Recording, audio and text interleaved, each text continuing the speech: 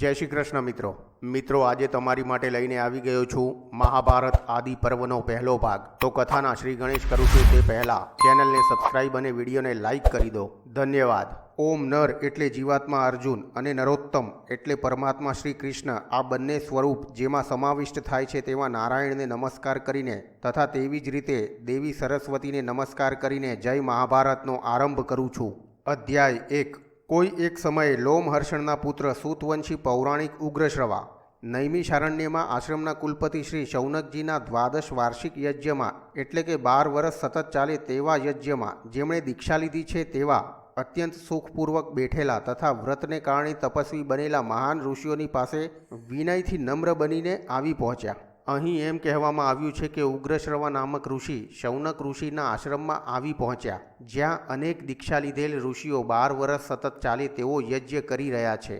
નૈમિષારણ્યમાં શૌનક મુનિના આશ્રમમાં રહેવાવાળા તે ઋષિમુનિઓના આશ્રમમાં જ્યારે ઉગ્રશ્રવા આવી પહોંચ્યા ત્યારે ત્યાં વસતા તપસ્વીઓ ઉગ્રશ્રવા પાસેથી અદ્ભુત કથા સાંભળવા માટે તેમને ચારે તરફથી ઘેરી વળીને બેસી ગયા। સજ્જનો દ્વારા એટલે તપસ્વી ઋષિમુનિઓ દ્વારા જ્યારે લોમહર્ષણના પુત્ર ઉગ્રશ્રવાનું પૂજન થયું ત્યારે તેમણે બધા ઋષિમુનિઓને 2 હાથ જોડી પ્રણામ કર્યા અને તપમાં વૃદ્ધિ થાય છે ને તેવા તપોવૃદ્ધિના સમાચાર પૂછ્યા। ઉગ્રશ્રવાનું પૂજન થયા પછી તે બધા તપસ્વી ઋષિમુનિઓ બેઠા અને ત્યાર પછી લોમહર્ષણના પુત્ર ઉગ્રશ્રવા નમ્રતાપૂર્વક તેમને બતાવવામાં આવેલા આસન ઉપર બિરાજમાન થયા।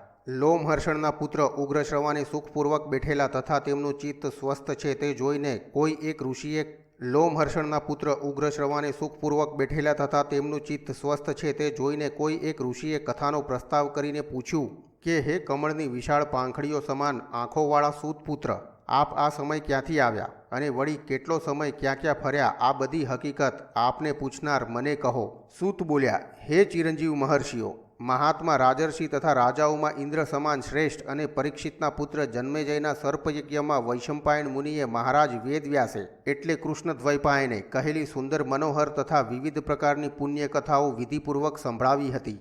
વેદવ્યાસે વૈશંપાયનને કહેલી તે અપૂર્વ અનુપમ અર્થથી ભરેલી તે બધી મહાભારતની કથાઓ સાંભળી લીધા પછી હું ઉગ્રશ્રવા જુદા જુદા તીર્થયાત્રાના સ્થાનોમાં ફરીને તથા જુદા જુદા પ્રદેશોમાં ફરીને તે પવિત્ર સ્થાન સમંત પંચકમાં પહોંચ્યો। ત્યાં બ્રાહ્મણોનો વસવાટ હતો અને જે ભૂમિ ઉપર પહેલાં કૌરવો, પાંડવો અને બીજા અનેક રાજાઓ વચ્ચે મહાભારતનું યુદ્ધ થયું હતું।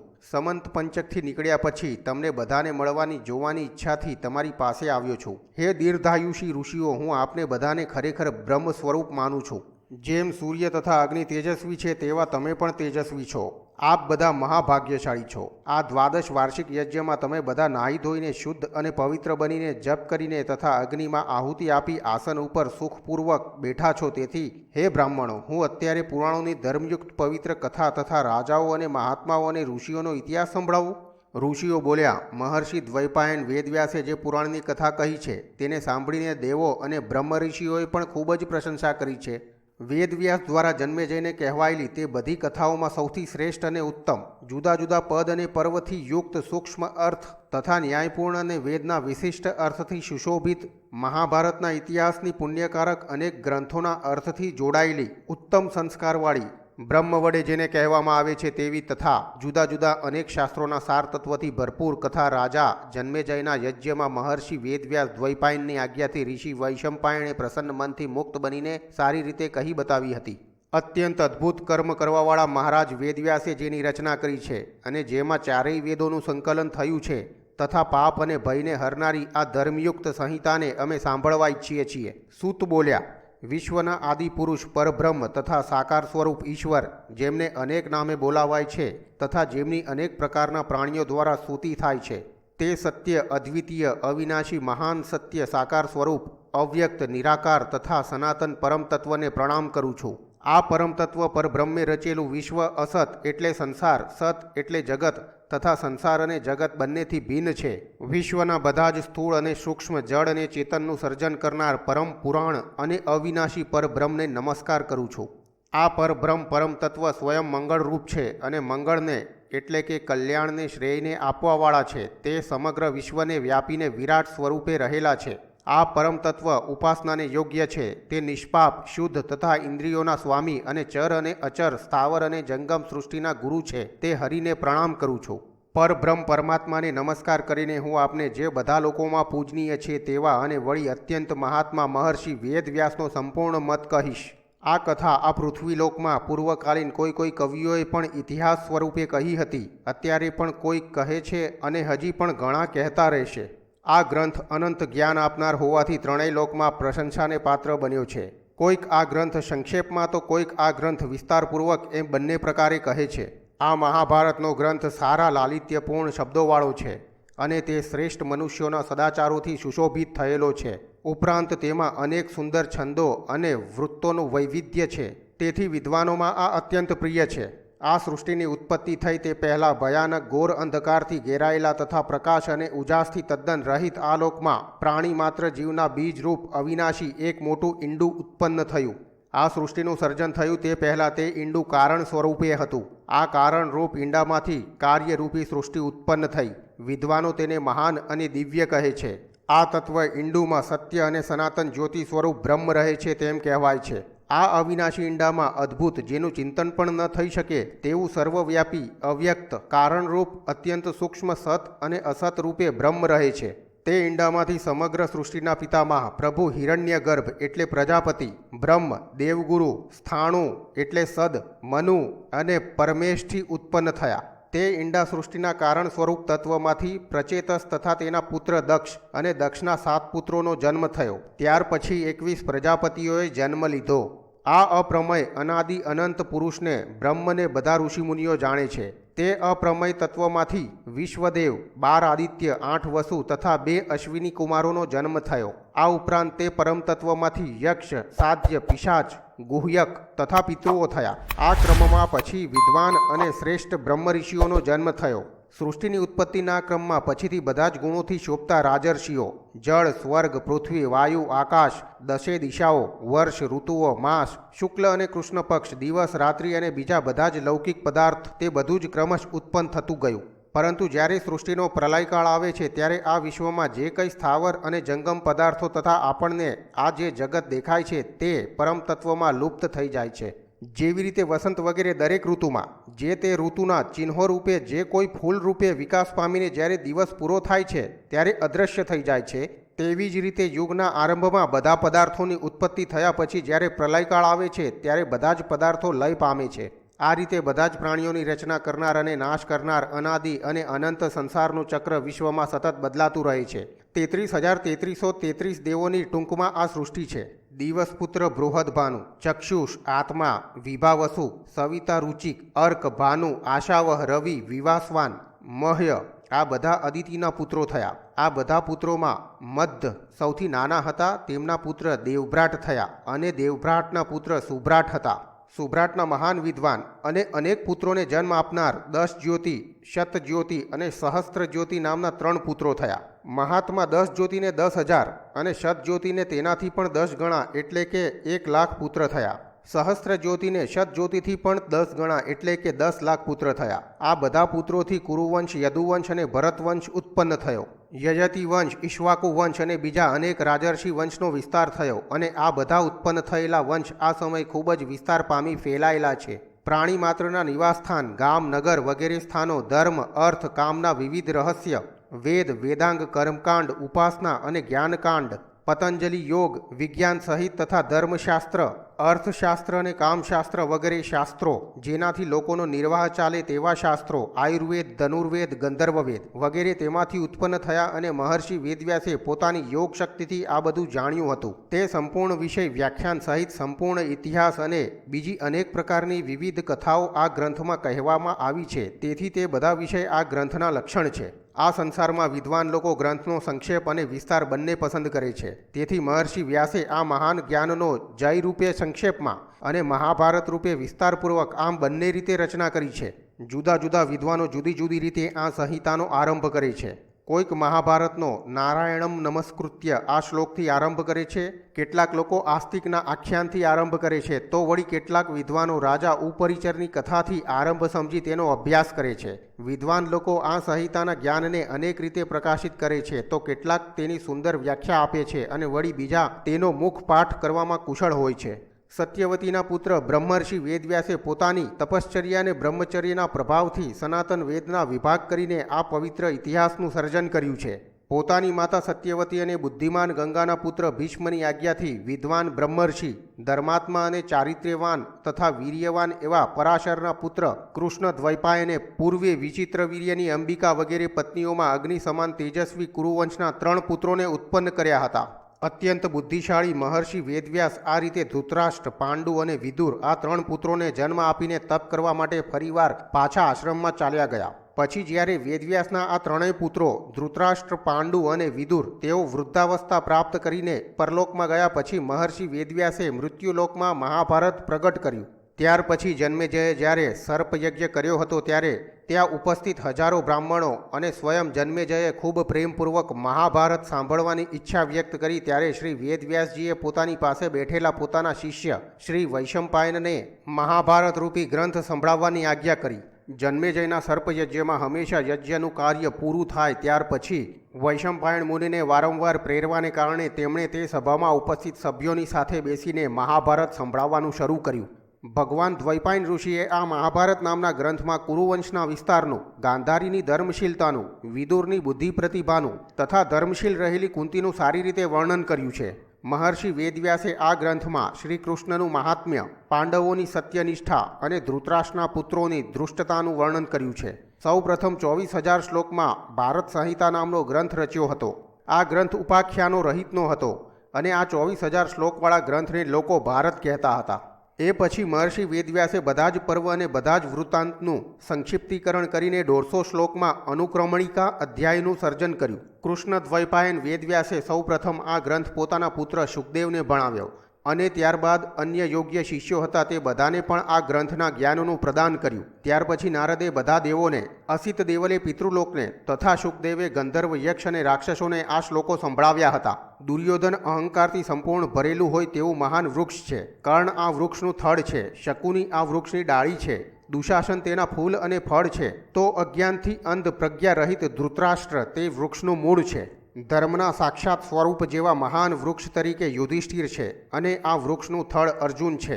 ભીમસેન તે વૃક્ષની ડાળી છે અને માદ્રીના બંને પુત્રો પુષ્પ અને ફળ છે. જ્યારે ભગવાન શ્રી કૃષ્ણ, દેવો અને બ્રાહ્મણો તેના મૂળ છે. પાંડુ રાજાએ પોતાના અતુલ પરાક્રમથી યુદ્ધમાં અનેક પ્રદેશો ઉપર વિજય પ્રાપ્ત કર્યો, પરંતુ તે શિકાર કરવાની ઈચ્છાથી પોતાના સાથીઓ સાથે વનમાં જ રહેવા લાગ્યા. વનમાં શિકાર કરતી વખતે રતિ ક્રીડામાં મગ્ન હરણનો વધ કરવાથી રાજા પાંડુ ભયાનક આપત્તિમાં આવી પડ્યા. વનમાં જ પાંડવોના જન્મથી શરૂ કરીને બધા જ સંસ્કારો કર્મ પ્રમાણે સંપન્ન કરવામાં આવ્યા. આપત્તિ સમયે અનુસરવામાં આવતા ધર્મ પ્રમાણે કુંતીના ગર્ભમાંથી ધર્મના વીર્યથી યુધિષ્ઠિરનો, વાયુના વીર્યથી ભીમનો, ઇન્દ્રના વીર્યથી અર્જુનનો જન્મ થયો તથા માદ્રીના ગર્ભમાંથી અશ્વિની કુમારના વીર્યથી નકુળ અને સહદેવનો જન્મ થયો. પવિત્ર વનમાં મહાન તપસ્વીઓના પુણ્યધામમાં વસવાટ કરતા પાંડવો કુંતી અને માદ્રીથી રક્ષણ પામતા વૃદ્ધિ પામવા લાગ્યા. થોડો સમય વીત્યા પછી તે ઋષિમુનિઓ આ પાંડુપુત્રો કે જે રાજલક્ષણોથી શોભતા હતા તે જટાધારી અને બ્રહ્મચારી બાળકોને સ્વેચ્છાએ ધૃતરાષ્ટ્ર તથા તેમના પુત્રોની પાસે લઈ ગયા. તે ઋષિમુનિઓએ તેમને કહ્યું કે આ પાંડુપુત્રો તમારા પુત્રો, ભાઈઓ, શિષ્ય અને સંબંધી છે. આમ કહ્યા પછી ઋષિમુનિઓનો સમૂહ ત્યાંથી પાછો ફર્યો. આ રીતે ઋષિમુનિઓએ પાંડવોને ધૃતરાષ્ટ્રને સોંપીને ત્યાંથી ચાલ્યા ગયા. ત્યાર પછી તેમને જોઈને કૌરવો અને નગરના બધા જ ભદ્ર પુરુષો આનંદથી મોટો હર્ષનાદ કરવા લાગ્યા. કોઈક લોકો કહેવા લાગ્યા કે આ પાંડુના પુત્રો નથી, તો વળી કેટલાક એમ કહેવા લાગ્યા કે આ પાંડુના જ પુત્રો છે. બીજા કેટલાક લોકો એમ કહેવા લાગ્યા કે પાંડુના અવસાનને ઘણો સમય વીતી ગયો હોવાથી આ પુત્રોનો જન્મ કેવી રીતે થયો. આ સમયે ચારે તરફથી નગરવાસીઓની વાણી સંભળાવા લાગી કે તેઓ ભલે આવ્યા. આજે અમે આવ્યા તે અમારા માટે શુભદાયક છે, કારણ કે સૌભાગ્યવશ અમને આજે પાંડુના પુત્રોનું દર્શન થયું છે, તેથી એમનું સ્વાગત કરવું જોઈએ. નગરવાસીઓનો સ્વાગત શબ્દ બંધ થઈ ગયા પછી બધી જ દિશાઓમાંથી ગુંજતો અને હૃદયની અંદર રહેલા પ્રાણીઓ એટલે કે દેવોનો મહાન અવાજ સંભળાવા લાગ્યો. કુંતીના પુત્રો જ્યારે નગરમાં પ્રવેશ્યા ત્યારે તેમની ઉપર પુષ્પવૃષ્ટિ થવા લાગી. બધી દિશાઓમાંથી સુવાસિત વાયુ વહેવા લાગ્યો. શંખ અને દુંદુંભીનો નાદ સંભળાવા લાગ્યો. આ સમગ્ર હકીકત આશ્ચર્ય ઉપજાવનાર હતી. પાંડવો ઉપરની પ્રીતિથી તથા હર્ષથી ઉત્પન્ન થયેલો નગરવાસી લોકોનો આકાશ મંડળમાં પહોંચે એવો અને પાંડવોની કીર્તિ વધારનારો હર્ષનો મહાન શબ્દનાદ ઉત્પન્ન થયો. પાંડવોએ પણ અનેક શાસ્ત્રોનો તથા સંપૂર્ણ વેદોનો વિધિવત અભ્યાસ કર્યો અને તે નગરમાં હવે તેઓ સંપૂર્ણપણે નિર્ભય બનીને ખૂબ જ આદર અને માનપૂર્વક રહેવા લાગ્યા. નગરના પ્રજાજનો પણ યુધિષ્ઠિરના શુદ્ધ આચાર, ભીમસેનની ધીરજથી અને અર્જુનના પરાક્રમથી ખૂબ જ આનંદિત થવા લાગ્યા. કુંતીની વડીલોની સેવાથી તથા નકુળ અને સહદેવના વિનયથી અને ખાસ કરીને પાંચેય ભાઈઓની શૂરવીરતાથી બધા લોકો પ્રસન્ન થયા. પછી પતિની પસંદગી કરવાની ઈચ્છાથી યોજવામાં આવેલા સ્વયંવરમાં અનેક રાજાઓ એકત્રિત થયા હતા. ત્યારે અર્જુને મચ્છવેદનનું કઠિન કર્મ કરીને રાજપુત્રી કૃષ્ણાને જીતી લીધી. ત્યાર પછી શરૂ કરીને અર્જુન સમસ્ત પૃથ્વીલોક ઉપર ધનુર્ધારીઓમાં પૂજ્ય બની ગયો અને યુદ્ધના મેદાનમાં પણ તે સૂર્યની જેમ મુશ્કેલીથી જોઈ શકાય તેવો તેજસ્વી બની ગયો. આમ અર્જુને બધા રાજાઓને જીતી લીધા અને મોટા શૂરવીરો ઉપર પણ વિજય પ્રાપ્ત કર્યો. ત્યાર પછી તેણે રાજા યુધિષ્ઠિર માટે રાજસૂય નામના મહાન યજ્ઞની પૂર્વ તૈયારી કરી આપી. પુષ્કળ અન્નદાન અને ખૂબ જ દક્ષિણા આપીને બધા જ પ્રકારના ગુણોથી શોભતો શ્રેષ્ઠ રાજસૂય યજ્ઞ યુધિષ્ઠિરે કર્યો. રાજસૂય યજ્ઞ દરમિયાન શ્રી કૃષ્ણે પોતાની ઉત્તમ નીતિ, કુશાગ્ર બુદ્ધિથી તથા ભીમ અને અર્જુનના સામર્થ્યથી, બળથી અભિમાની બનેલા જરાસંઘ અને અહંકારથી મદાંધ બનેલા શિશુપાલનો વધ કર્યો. યુધિષ્ઠિરના રાજસૂય યજ્ઞમાં આવેલા રાજાઓનું સ્વાગત કરી તેમણે લાવેલી ભેટ સ્વીકારવાનું કામ દુર્યોધન હસ્તક હતું. દુર્યોધન પાસે જુદા જુદા સ્થળેથી અત્યંત કિંમતી રત્ન, સોનું, મણિ, ગાયો, હાથી, ઘોડા અને ધન આવવા લાગ્યું. પાંડવોને પ્રાપ્ત થયેલું બહુમાન અને ઐશ્વર્ય જોઈને દુર્યોધનના હૃદયમાં અતિશય ઈર્ષ્યાજનિત ક્રોધ ઉત્પન્ન થયો. યુધિષ્ઠિરના રાજસૂય યજ્ઞમાં મયદાનવે બનાવેલા વિમાન આકારની ઉત્તમ પ્રકારની અપૂર્વ સભા પાંડવો માટે છે તેમ જોઈને તે અતિશય દુઃખથી ઈર્ષ્યા કરવા લાગ્યો. આ સભામાં દુર્યોધન ચાલતો હતો ત્યારે બ્રહ્મણાને કારણે પડવાથી શ્રી કૃષ્ણની હાજરીમાં ભીમે સામાન્ય માનવીની માફક અપમાન કરી તેની ખૂબ જ મશ્કરી કરી.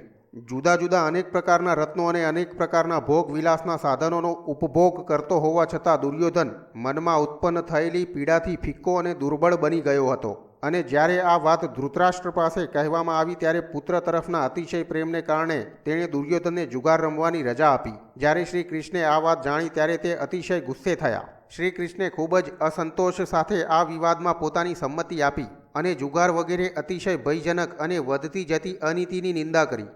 વિદુર, દ્રોણાચાર્ય, ભીષ્મ પિતામહ અને શરદ્વતના પુત્ર કૃપાચાર્યની વાત પણ તે બધાએ માની નહીં અને અંદરો અંદરની ભયંકર લડાઈમાં જોડાયેલા ક્ષત્રિયોએ એકબીજાને મારી નાખ્યા. પાંડવો જીતી ગયા છે તેવી અતિશય અણગમતી વાત સાંભળીને તથા દુર્યોધન, કર્ણ અને શકુનીનો અભિપ્રાય સંભાળીને ખૂબ જ લાંબા સમય સુધી વિચાર કર્યા પછી ધૃતરાષ્ટ્રે સંજયને કહ્યું, હે સંજય, હું તને બધી હકીકત કહું છું તે તું સાંભળ. તું બધા જ શાસ્ત્રોનો જ્ઞાતા, બુદ્ધિશાળી, વિદ્વાન અને વિદ્વાનોના સમૂહમાં બહુ માનીતો છે.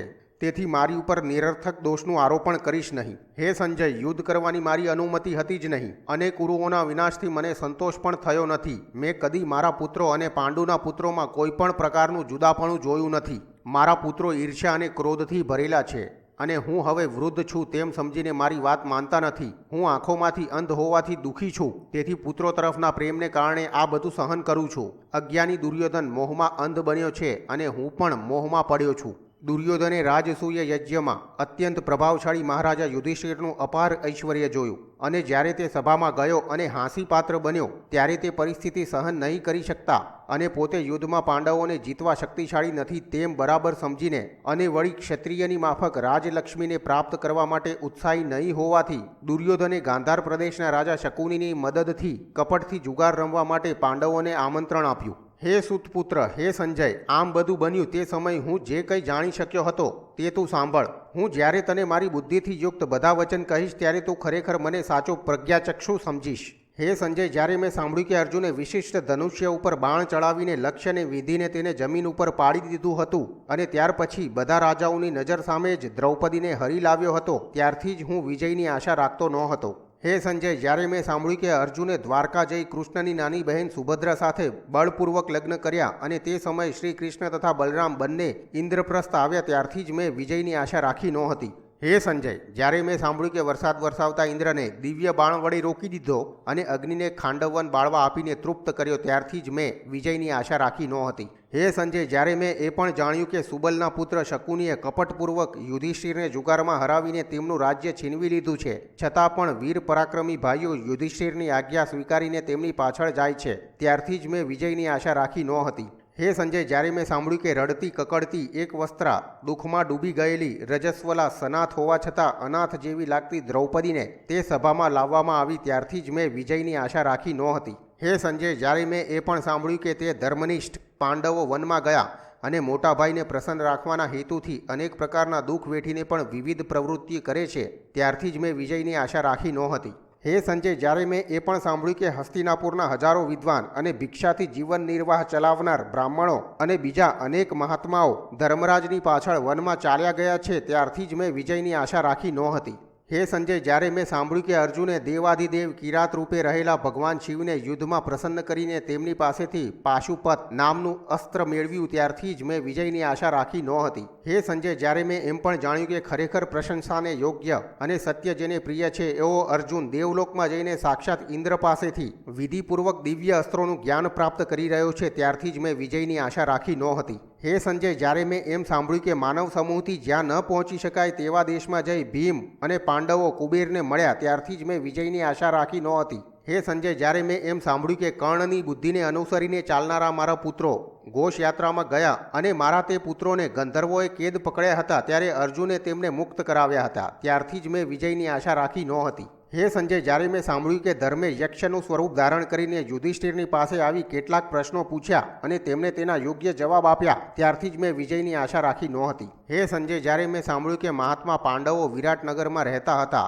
ત્યારે એક રથી ધનંજયે અમારી તરફના મોટા મોટા યોદ્ધાઓને પરાજિત કર્યા હતા, ત્યારથી જ મેં વિજયની આશા રાખી નહોતી. હે સંજય, મેં સાંભળ્યું કે વિરાટ રાજાએ વિવિધ અલંકારો ધારણ કરેલી પોતાની પુત્રી ઉત્તરા અર્જુનને અર્પણ કરી, પરંતુ અર્જુને તે કન્યાને પોતાના પુત્ર અભિમન્યુ માટે સ્વીકારી, ત્યારથી જ મેં વિજયની આશા રાખી નહોતી. હે સંજય, જ્યારે મેં સાંભળ્યું કે યુધિષ્ઠિરને જીતી લીધા હોવા છતાં, તેઓ નિર્ધન હોવા છતાં, વનવાસમાં રહેતા હોવા છતાં અને સ્વજનોથી વિખૂટા પડી ગયા હોવા છતાં પણ યુદ્ધનો નિર્ણય થયો ત્યારે 7 અક્ષૌહિણી સેના એકત્રિત કરી શક્યા છે, ત્યારથી જ મેં વિજયની આશા રાખી નહોતી. હે સંજય, જ્યારે મને જાણ થઈ કે આ સમગ્ર પૃથ્વીલોક જેમના એક પગલા સમાન છે તેવા મહાન વાસુદેવ શ્રી કૃષ્ણ સર્વ પ્રકારે પાંડવોનું હિત કરવા માટે પ્રવૃત્તિ કરી રહ્યા છે, ત્યારથી જ મેં વિજયની આશા રાખી નહોતી.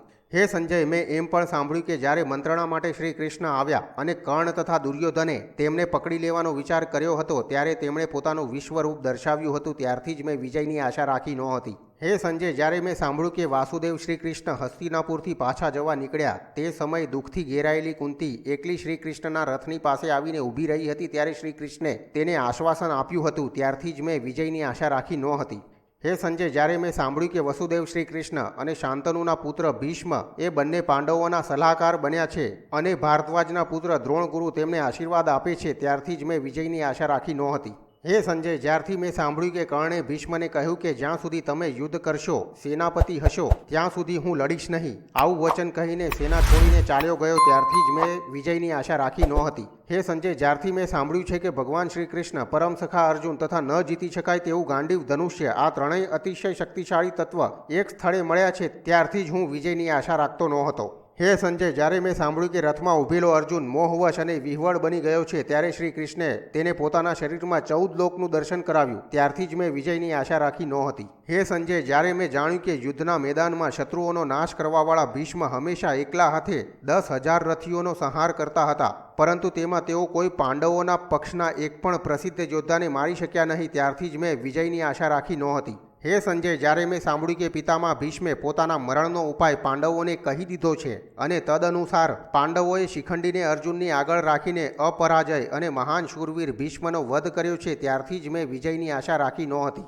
હે સંજય, જ્યારથી મેં સાંભળ્યું કે વૃદ્ધ અને શૂરવીર ભીષ્મ સોમક વંશના વીર યોદ્ધાઓમાંથી માત્ર થોડાકને જ હવે બાકી રાખીને પોતે બાણોથી ગવાયેલા શરીરવાળા બાણશૈયા ઉપર સૂતા છે, ત્યારથી જ મેં વિજયની આશા રાખી નહોતી. હે સંજય, જ્યારે મેં સાંભળ્યું કે શરશૈયા ઉપર સૂતેલા ભીષ્મે પાણી પીવાની ઈચ્છા વ્યક્ત કરી અને અર્જુનને તે માટે કહ્યું, ત્યારે અર્જુને પોતાના બાણથી પૃથ્વીને ભેદીને પાણી બહાર કાઢીને તેમને તૃપ્ત કર્યા, ત્યારથી જ મેં વિજયની આશા રાખી નહોતી. હે સંજય, જ્યારથી મેં સાંભળ્યું કે ઇન્દ્ર અને સૂર્ય પાંડવોને વિજય અપાવવા માટે નિમિત્ત બનીને તેમને સહાય કરવા સહાયક બન્યા છે અને હિંસક પ્રાણીઓ વારંવાર અમને જોઈને ચિત્કાર કરે છે, ત્યારથી જ મેં વિજયની આશા રાખી નહોતી. હે સંજય, જ્યારે મેં સાંભળ્યું કે આચાર્ય દ્રોણ કે જેઓ અત્યંત આશ્ચર્યકારક યુદ્ધમાં નિપુણ છે અને યુદ્ધના મેદાનમાં અસ્ત્ર વગેરે ચલાવવાની બાબતમાં અનેક પ્રકારનું કૌશલ્ય દર્શાવે છે, છતાં તેઓ પાંડવ પક્ષમાંથી કોઈ શ્રેષ્ઠ માનવીને મારી શકતા નથી, ત્યારથી જ મેં વિજયની આશા રાખી નહોતી. હે સંજય, જ્યારથી મેં સાંભળ્યું કે આપણી સેનાના સંક્ષપ્તકો દ્વારા અર્જુનને મારવા માટે વિશિષ્ટ વ્યૂહરચના કરવામાં આવી છે, પરંતુ જ્યારે તે મહારથીઓની સેનાનો અર્જુને નાશ કર્યો, ત્યારથી જ મેં વિજયની આશા રાખી નહોતી.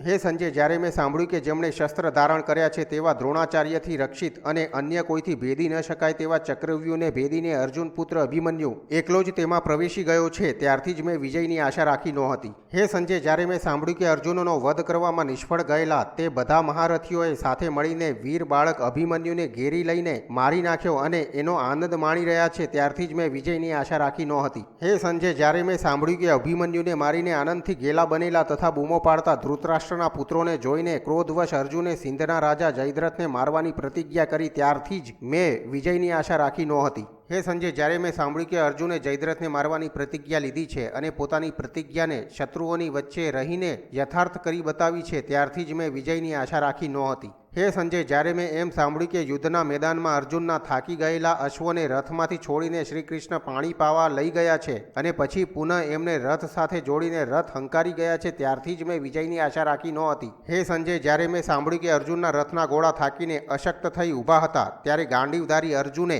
એકલાએ રથ આગળ ઊભા રહીને બધા જ વીરોને રોકી રાખ્યા હતા, ત્યારથી જ મેં વિજયની આશા રાખી નહોતી. હે સંજય, જ્યારે મેં સાંભળ્યું કે વૃષ્ણિ વંશના સાત્યકીએ હાથીઓની સેનાથી પણ સામનો ન કરી શકાય એવી દ્રોણની સેનાનો સંહાર કરીને વેરવિખેર કરીને જ્યાં શ્રી કૃષ્ણ અને અર્જુન હતા ત્યાં જઈ પહોંચ્યો, ત્યારથી જ હું વિજયની આશા રાખતો નહોતો. હે સંજય, જ્યારે મેં એમ સાંભળ્યું કે કર્ણે ભીમ પાસે આવીને પણ ભીમનો વધ કર્યો નહીં અને ખરાબ શબ્દોથી તેનું અપમાન કરી અને ધનુષ્યના છેડાનો પ્રહાર કરી તેને છોડી દીધો છે, ત્યારે જ મેં વિજયની આશા રાખી નહોતી. હે સંજય, જ્યારે મેં સાંભળ્યું કે દ્રોણાચાર્ય કૃતવર્મા, કર્ણ, અશ્વસ્થામા અને મદ્ર પ્રદેશના વીર રાજા શૈલ્યે સિંધુરાજ જયદ્રથના વધનો બદલો લેવાને બદલે એ દુઃખ ચૂપચાપ સહન કરી લીધું છે, ત્યારથી જ મેં વિજયની આશા રાખી નહોતી. હે સંજય, જ્યારે મેં સાંભળ્યું કે દેવરાજ ઇન્દ્ર પાસેથી જે દિવ્ય શક્તિ કર્ણે મેળવી હતી તે શક્તિ શ્રી કૃષ્ણે ભયંકર રૂપવાળા રાક્ષસ ઘટોત્કચ ઉપર ચલાવીને નિષ્ફળ બનાવી દીધી, ત્યારથી જ હું વિજયની આશા રાખતો નહોતો. હે સંજય, જ્યારે મેં એમ પણ સાંભળ્યું કે કર્ણ અને ઘટોત્કચ વચ્ચે યુદ્ધ ચાલતું હતું ત્યારે સારથી પુત્ર કર્ણે અર્જુનને મારવા માટે જે દિવ્ય શક્તિ મેળવી હતી તે દિવ્ય શક્તિ ઘટોત્કચ ઉપર ચલાવી, ત્યારે જ મેં વિજયની આશા રાખી નહોતી. હે સંજય, જ્યારે મેં સાંભળ્યું કે અસ્ત્રનો ત્યાગ કરીને મૃત્યુની ઈચ્છાથી અનશન કરી રથ ઉપર બેઠેલા દ્રોણને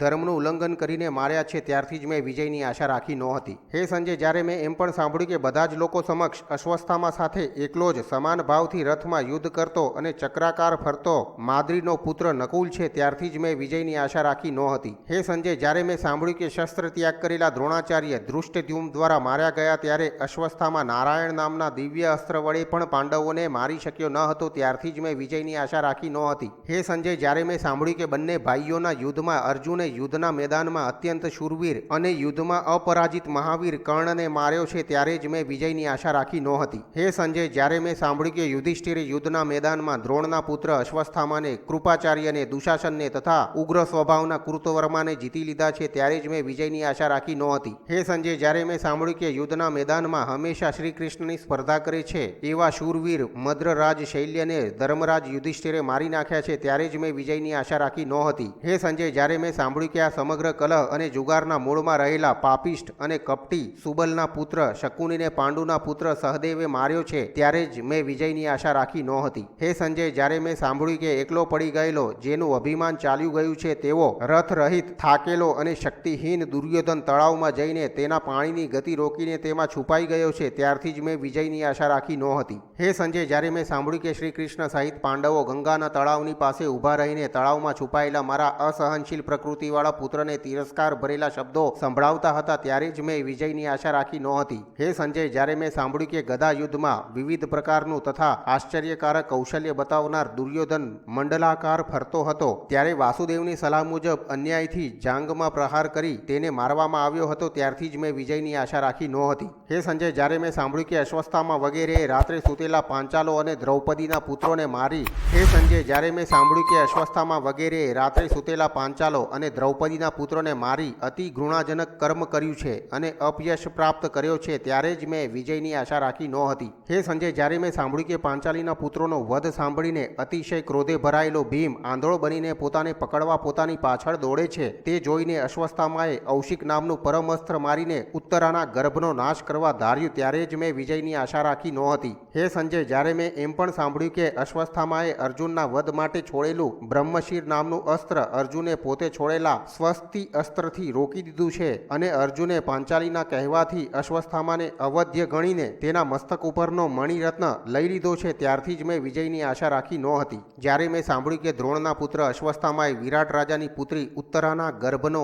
મહાશસ્ત્ર પ્રયોગ કરી નાશ કરવાનો પ્રયત્ન કર્યો છે ત્યારે તે અશ્વસ્થામાને કૃષ્ણ દ્વૈપાયન વેદવ્યાસ અને શ્રી કૃષ્ણ બંનેએ પરસ્પર વિચાર કરીને શ્રાપ આપ્યો છે ત્યારે જ મેં વિજયની આશા રાખી નહોતી. પોતાના પુત્રો, પૌત્ર, પિતા તથા ભાઈઓને અને સગા સંબંધીઓને ગુમાવ્યા છે તેમ જાણીને ગાંધારી અતિશય દુઃખથી વિહવળ બની છે. પાંડવોએ આ અશક્ય કર્મ કરીને ફરીવાર તેમણે પોતાનું શત્રુ રહિત રાજ્ય પાછું મેળવી લીધું છે. અરે અત્યંત દુઃખની વાત તો એ છે કે મહાભારતના આ યુદ્ધમાં અમારા પક્ષના એટલે કે ધૃતરાષ્ટ્રના 3 અને પાંડવોના પક્ષે માત્ર 7 વ્યક્તિ જ જીવિત રહેવા પામી છે. આ યુદ્ધમાં ક્ષત્રિયોની 18 અક્ષૌહિણી સેના નાશ પામી છે. હે સંજય, ચારે તરફ અંધકારથી ઘેરાયેલો હું મોહને કારણે વિવશ બની રહ્યો છું. મારા શરીરમાંથી ચૈતન્ય મને છોડીને જઈ રહ્યું હોય તેમ લાગે છે અને મારું ચિત્ત અતિશય ઉદાસીનતાનો અનુભવ કરે છે. સંજયને આ પ્રમાણે કહીને ધૃતરાષ્ટ્ર ખૂબ જ દુઃખી બનીને તથા ખૂબ જ વિલાપ કરીને મૂર્છા પામ્યા. પરંતુ ફરીવાર ચૈતન્ય પ્રાપ્ત થતાં સંજયને કહેવા લાગ્યા, હે સંજય, આ યુદ્ધના પરિણામથી આ સમય હું વિના વિલંબ તરત જ પ્રાણનો ત્યાગ કરવા ઈચ્છું છું, કારણ કે મારું આ જીવન હવે ધારણ કરી રાખવાનું કોઈ ફળ મને દેખાતું નથી.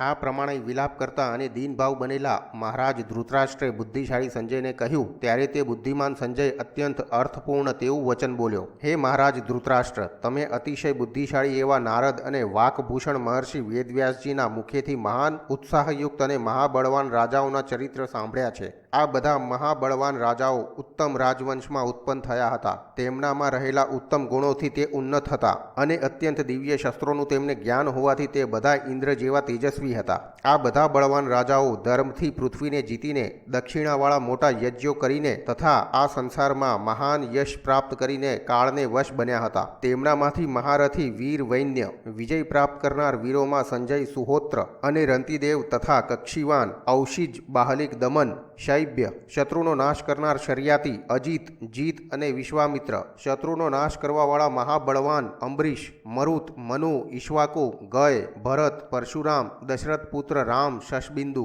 ભગીરથ પણ કાળના ગર્ભમાં ચાલ્યા ગયા હતા. સ્વયં દેવોએ જેમને યજ્ઞ કરાવ્યો હતો અને જેમના યજ્ઞ સ્તંભોના સમૂહથી સમગ્ર પૃથ્વી છવાઈ ગઈ હતી એવું શુભ કર્મ કરનાર યયાતિ રાજા શૈબ્ય જ્યારે પુત્ર શોકથી વિહવળ બન્યા ત્યારે દેવર્ષિ નારદે આ 24 રાજાઓનું વર્ણન કર્યું હતું. આનાથી પણ વધારે અને તેમની પણ પહેલા બીજા ઘણા અત્યંત બળવાન મહારથી સર્વગુણ સંપન્ન મહાત્મા રાજાઓ થઈ ગયા છે. રાજા પુરુ, કુરુ, યદુ, શૂરવીર, વિશ્વગસ્વ, મહાધૃતિ, અનેના, યુવનાશ્વ, કકુત્સ્થ, પરાક્રમી રઘુ, વિજીતી, વિતિહોત્ર, ભવશ્વેત, બૃહદગુરુ, ઉશિનર, શતરથ, કંક, દુલિદુહ, ધ્રુમ, દંભોદભવ, પર, વેન, સાગર સંસ્કૃતિ, નિમિ, અજય, પરશુ, પુંડ્ર, શંભુ અને નિષ્પાપ દેવાવૃદ્ધ કાળના ગર્ભમાં ગયા છે. દેવારય, સુપ્રતિમ, સુપ્રતિક, બૃહદ્રથ, મહા ઉત્સાહી અને મહાવિનય સુક્રતુ, નિષદ દેશનો રાજા નળ, સત્યવ્રત, શાંતભય, સુમિત્ર, સુબલ, પ્રભુ, જાનુજંગ, અનરણ્ય, અર્ક,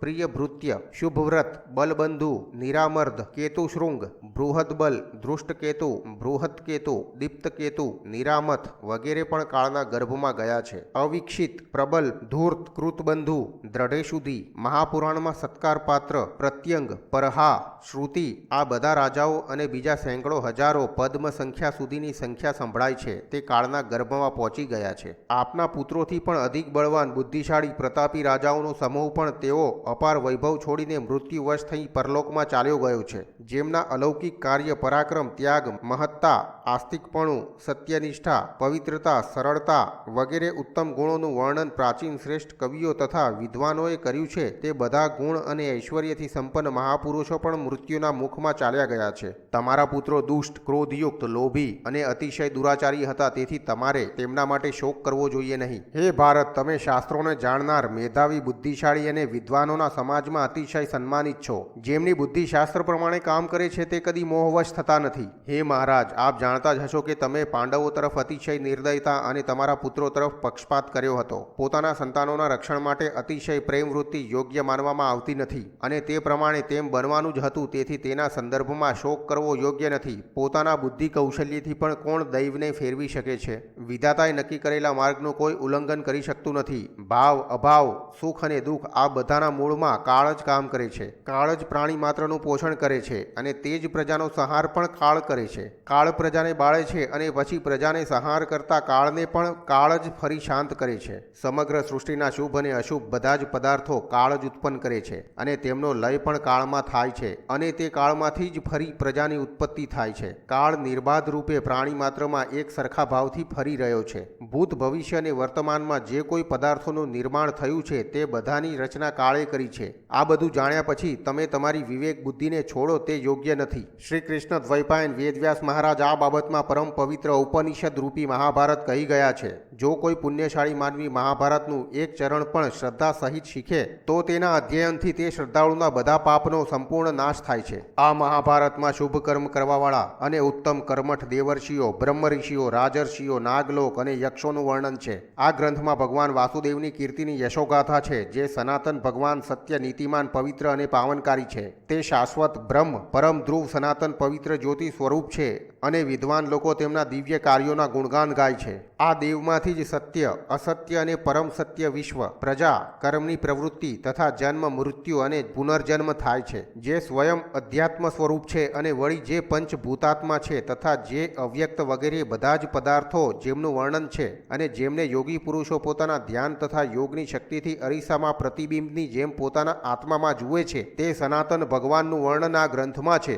સત્યનું આચરણ કરનાર, ધર્મશીલ તથા હંમેશા પ્રયત્નશીલ રહેનાર માનવી નિયમપૂર્વક અને શ્રદ્ધાપૂર્વક આ અધ્યાયનું અધ્યયન કરીને સંપૂર્ણ પાપમાંથી મુક્ત થઈ જાય છે. જે આસ્તિક માનવી આ મહાભારત ગ્રંથના અનુક્રમણિકા અધ્યાયને આદિથી અંત સુધી હંમેશા સાંભળે છે તે અતિશય કઠિન અને અસહાય દુઃખથી પણ ક્લેશ પામતો નથી. પ્રાતઃકાળમાં અને સાંજના સંધ્યાના સમયે આ અનુક્રમણિકા અધ્યાયનો થોડો પણ નિત્ય પાઠ કરવાથી દિવસ દરમિયાન અથવા રાત્રિ દરમિયાન એકત્રિત થયેલા તે બધા જ પાપ છૂટી જાય છે. આ અનુક્રમણિકા અધ્યાય મહાભારત સત્ય અને અમૃતથી ભરેલા શરીર સમાન છે. જેવી રીતે દહીંમાં માખણ, મનુષ્યમાં બ્રાહ્મણ, જળાશયોમાં સમુદ્ર અને ચાર પગવાળા પ્રાણીમાં ગાય શ્રેષ્ઠ છે તેવી જ રીતે ઇતિહાસના ગ્રંથોમાં આ મહાભારત શ્રેષ્ઠ છે. જે વ્યક્તિ શ્રાદ્ધકાળમાં આ અનુક્રમણિકા અધ્યાયનું એક ચરણ પણ બ્રાહ્મણોને સંભળાવે છે તેના પિતૃઓ કદી ન ખૂટે તેવા અન્નપાનની પ્રાપ્તિ કરે છે.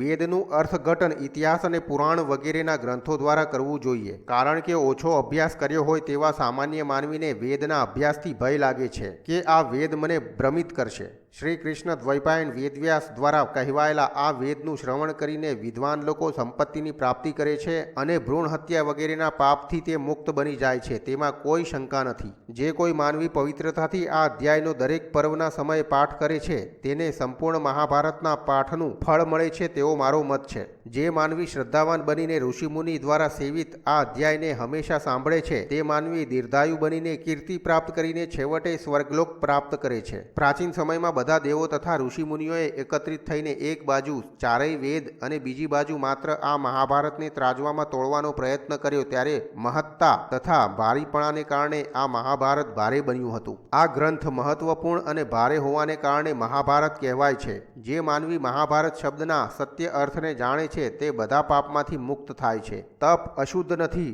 પઠન અશુદ્ધ નથી, સંપૂર્ણ વેદ વિધિ પણ અશુદ્ધ નથી અને બળજબરીથી દ્રવ્ય લઈ લેવું તે પણ કદી પાપકારક નથી. પરંતુ અસત્ય અભિપ્રાયથી દૂષિત બની જાય તો આ બધું જ પાપકારક બની જાય છે. સત્કાર્યો જેવા કે તપ, વેદપાઠ વગેરે તત્વત્વ શુદ્ધ જ છે પણ માણસ પોતાની મતિ અનુસાર આવા સત્કાર્યોમાંથી પણ દુર્ભાવ શોધી કાઢે છે. મહાભારતના આ ગ્રંથમાં યુધિષ્ઠિરની ધર્મભાવના સાથે જ દુર્યોધનનો કપટ ભાવ પણ છે. આમાંથી આદર્શ તરીકે કોનો સ્વીકાર કરવો એ બુદ્ધિ અનુસાર કર્મ પવિત્ર અને અપવિત્ર બને છે.